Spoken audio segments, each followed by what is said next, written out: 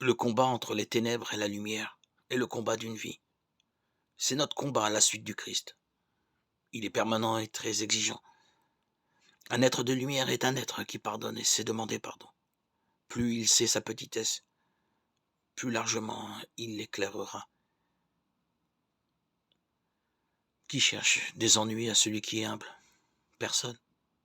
Un être de lumière est celui qui s'indigne de façon permanente. Il n'accepte pas l'injustice, alors il est en marche pour tout combat.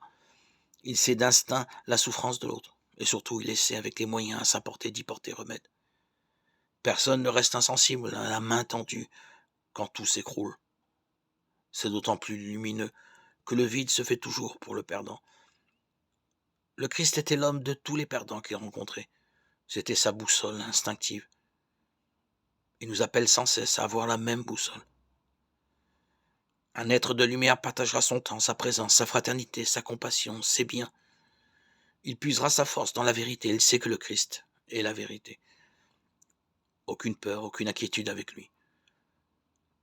Cette foi-là renverse toute barrière de race, de religion, d'âge ou de classe sociale. Soyons des êtres de lumière. Il y en a peu, me direz-vous, c'est vrai. Au cœur des ténèbres les plus fortes, une lumière, une seule est perçue plus que 1000 autres. À nous d'être cette luciole, quoi qu'il arrive, quoi qu'il en coûte.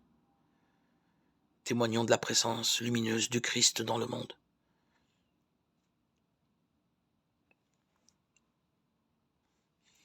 Rayonnons de son amour.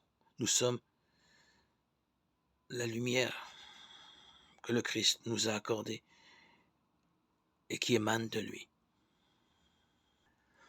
par son Saint-Esprit, qui régénère toute notre vie, notre quotidien, nos journées,